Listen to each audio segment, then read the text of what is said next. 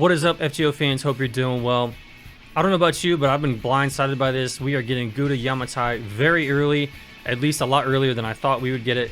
I have shit to do, you've got shit to do, so we're going to go into this comparative analysis and look at which raids are important, which ones to focus on, which ones to ignore. There are a couple of gems, a couple of duds. We're going to get into that. First, let's talk about your opponent, the God of Disaster. It has Divine and super large traits. You can take advantage of those, especially Divine. It also has Sky attribute. You can kind of take advantage of that, but your easy ticket is going to be the Divine trait. If you can exploit that with a couple of key servants, honestly, it's going to trivialize a lot of these raids. The source for this comparative analysis data is the same source I use for my Lotto calculator spreadsheets, Domus Audio. This is taken directly from the JP player base. It's never let me down. I've never found it to be inaccurate, so we're going to continue to lean on it for this video. So first up, we have the Saber raid boss. Roots drop at 18.3% and Fangs drop at 78.2%. These are very good rates. As you can see here, Roots typically drop at around 13%, so 18 is very good. And on the Fangs, 78% is better than the 72% that you'll get from Eridu in Babylonia, so this is a good node to raid.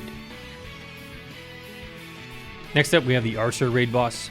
It drops cores at 22.6% and homunculus babies at 59.7%. That's just okay overall. If you really need homunculus babies, this is fine.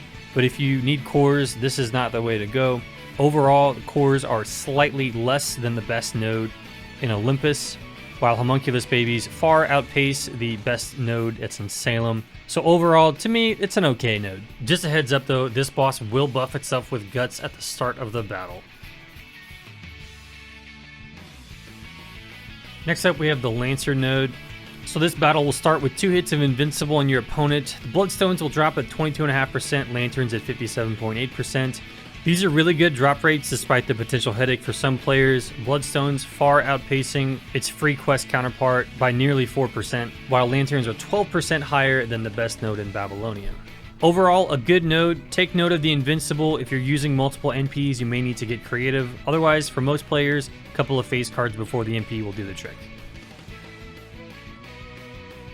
Next, we have the Rider node. This is the crown jewel of the entire raid, in my opinion. It drops eggs, it drops steaks, and it drops them both at a higher rate than their free quest counterpart. However, you do have to deal with the fact that it will drain your party's NP gauge to 0 at the start of the battle. That being said, it's entirely worth it. The egg rate alone is 4% higher than normal, while the steak drop rate is an astounding 80%. Now, to call this node good would be an understatement, and honestly, it would not prepare you well enough. This is going to get hit hard. It was gone very quickly on the JP server. I remember playing it, and I was so glad that I was up to play it as soon as it went up, because my goodness, it went out in a flash. So next up, we have the Caster raid boss. I'll tell you right now, you're going to want to use Plug Suit if you do decide to spam this node.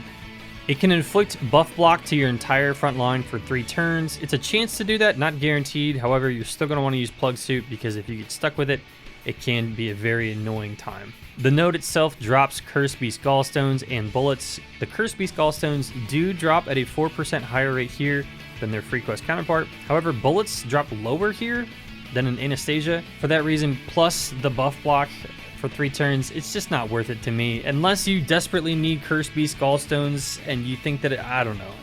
I just don't think this is worth it. I really don't. So I'll go so far as to call this a bad node. Moving on from that one, we actually have another pretty good one. The Assassin node drops Grease and Crowns.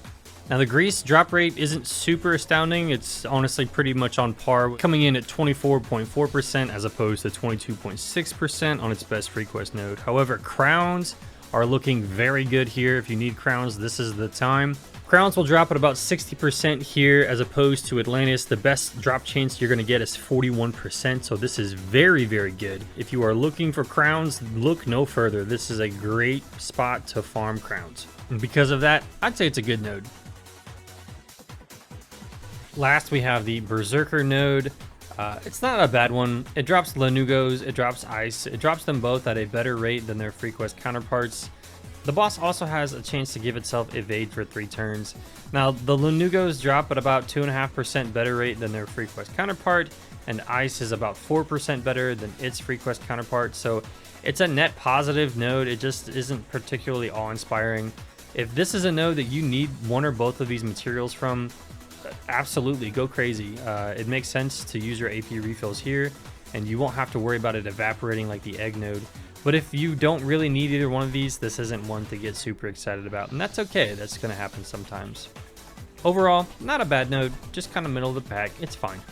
So there it is, every raid boss, every material drop rate. You're ready to go, you're prepared. We even talked about some of the gimmicks. You know the boss's traits, the attributes. You're 100% there. If you know anyone else who needs a quick primer on the raids or would benefit, please do share this. Let's try to get as many people as possible, as ready as possible for this event. It's way early. We didn't expect to get it this early, but you know what? We'll make the most of it. We'll crush these raids and get all the mats that we want. Thanks so much for watching. Good luck on your rolls. Take care. See you next time.